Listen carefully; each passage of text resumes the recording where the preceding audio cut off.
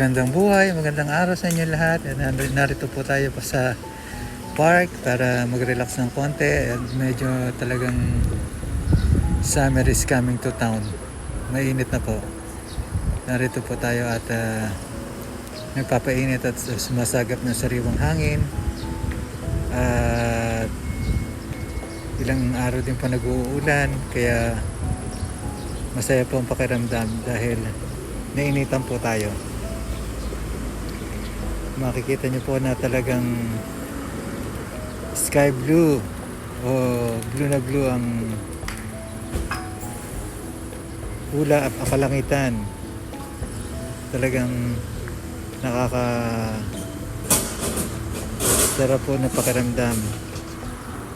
Kaya samahan niyo ako at tara na, kainan na. Hello, good morning, ohayo gozaimasu.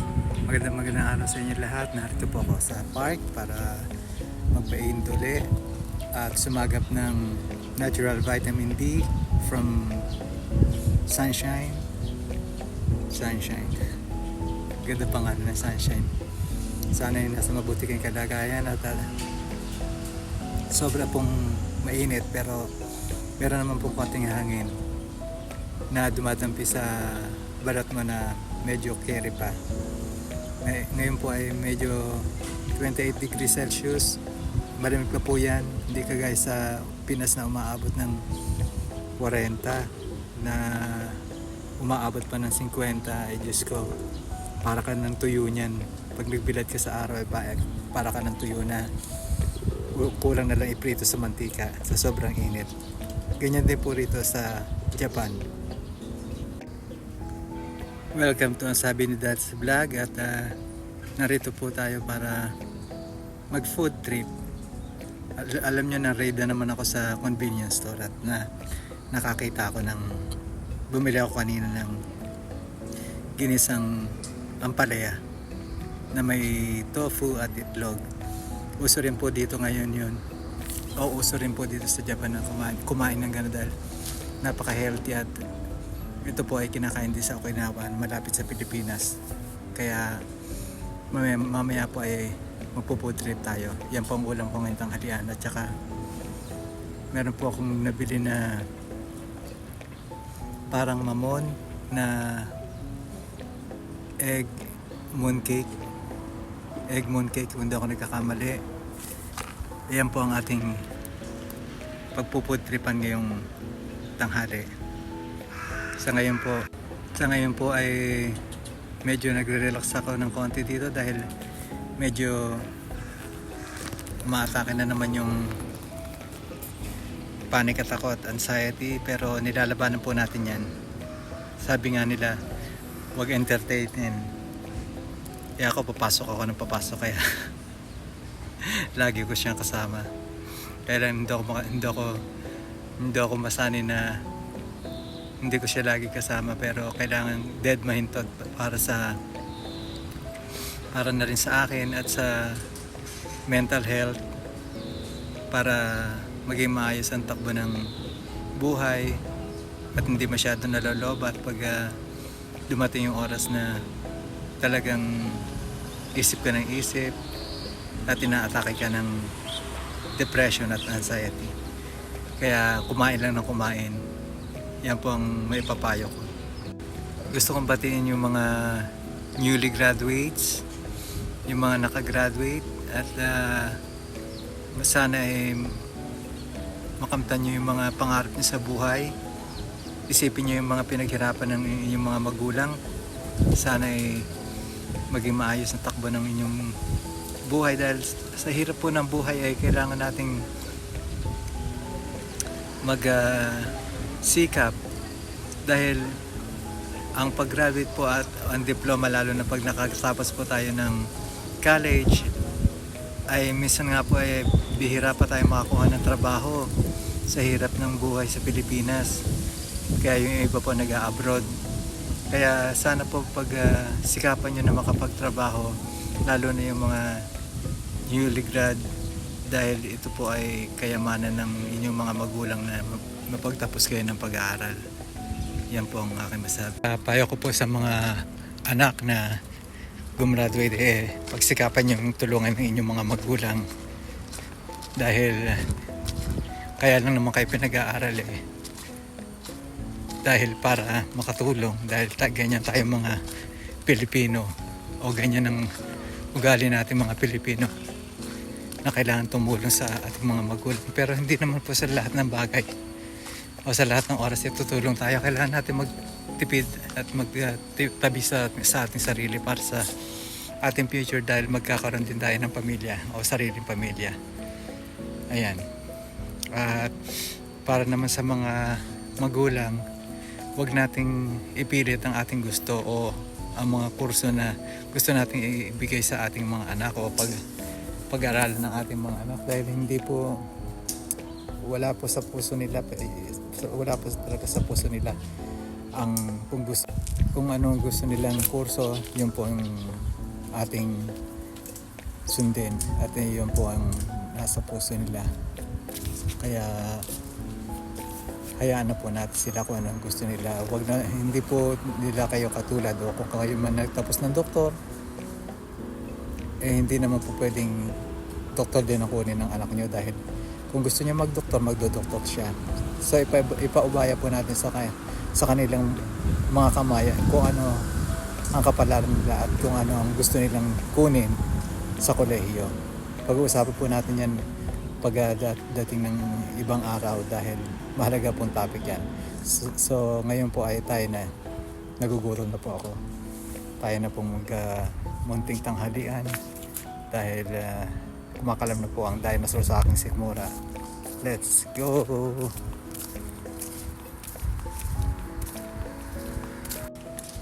Alam niyo po, dito pag summer maaga pong sumisikat ang araw.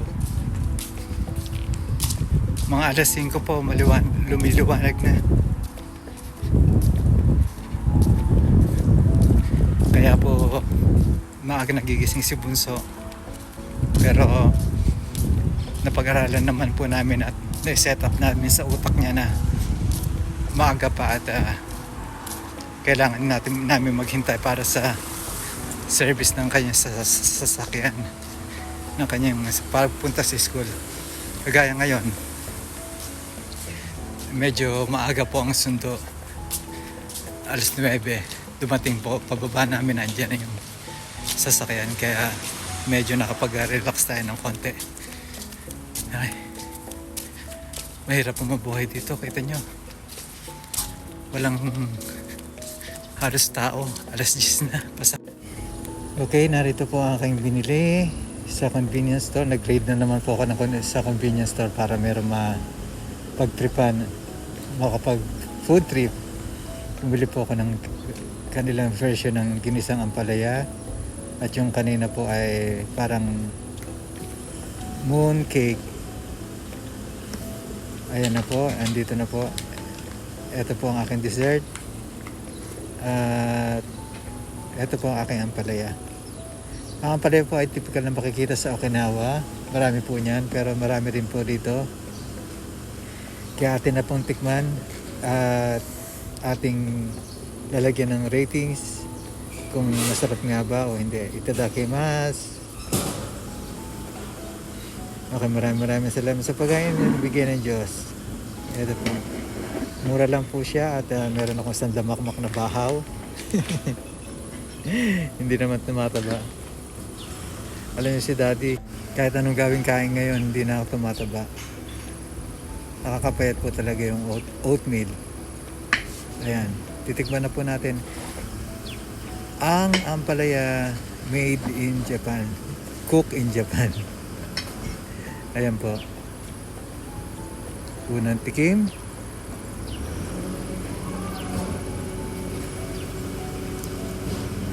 Ayan, masarap naman po ang palasa ko. Medyo natatabangan lang ako, hindi kagaya ng luto sa Pilipinas na talagang malasa, dahil minsan gumagamit tayo ng patis sa pampaalat, at sila lalo na pag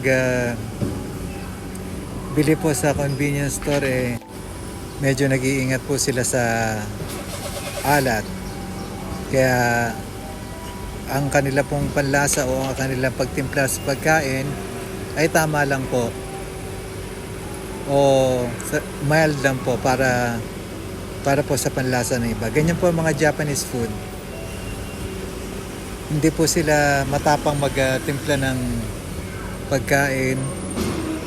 Hindi po kagaya sa atin na talagang kung ano pang may ilalagay natin, ilagay tayo ng lagay. O mga Pilipino kasi mahilig sa maalat, kaya laging inaalat. Kaya ang kidney puro alat.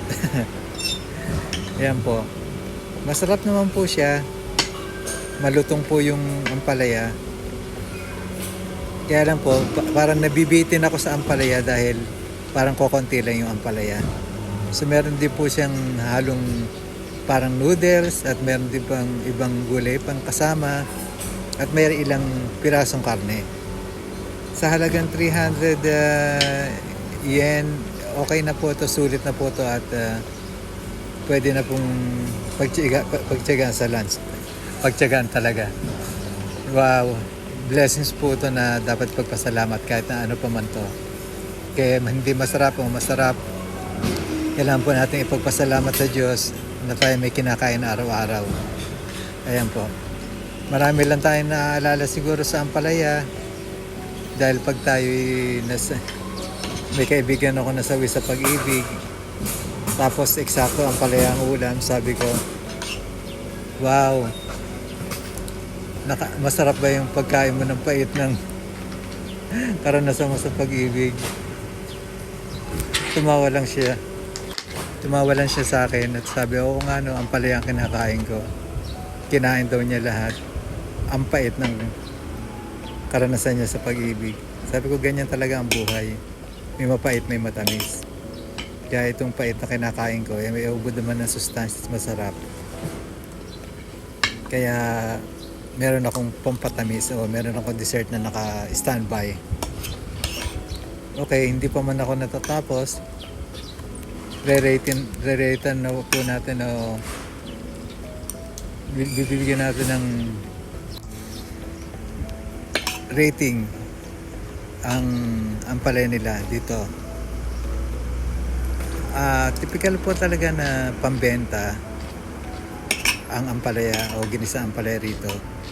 Kaya lang po, hindi ako satisfied sa panlasa o dahil nakatikim ako na masarap sa panlasa ng ampalaya.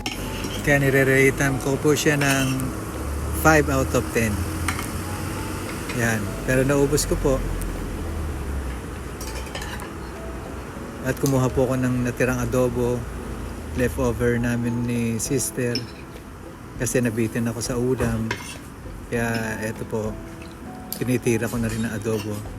Alam niyo mga adobo, pag sinabi adobo, pagkain Pilipino yan.